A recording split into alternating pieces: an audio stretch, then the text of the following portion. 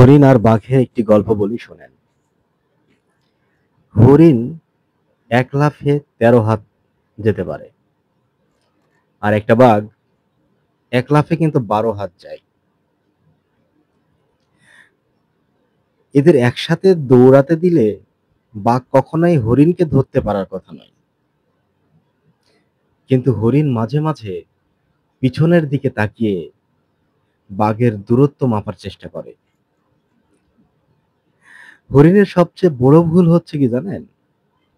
যে পিছনের দিকে তাকিয়ে অন্যের অবস্থান জানতে চাওয়া।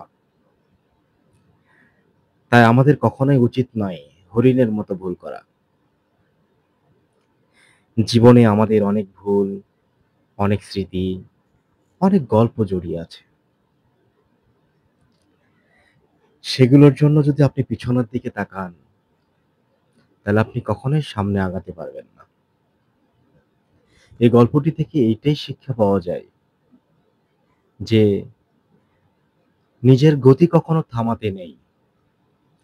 পিছনে কে কি বলল, কে কি করল, কে আপনাকে নিয়ে সমালোচনা করল, কে আপনাকে খারাপ বলল, এটা দেখার মতো সময় নাই।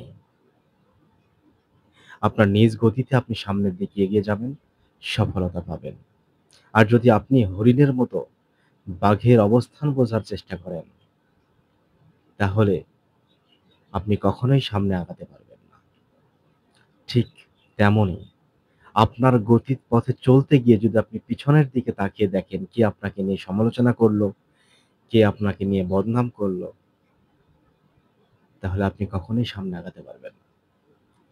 হ্যাঁ, আমার এই ভিডিওগুলো যদি আপনাদের ভালো লাগে, তাহলে অবশ্যই লাইক, কমেন্ট এবং শেয়ার করে দিবেন। আর আমার এই পেজটিতে ফলো করে দিবেন। আর যারা ইউটিউব থেকে দেখবেন, তাদেরকে বলবো আপনারা আমার এই চ্যানেলটি সাবস্ক্রাইব করে দিবেন। ধন্যবাদ সবাইকে। আল্লাহ হাফেজ।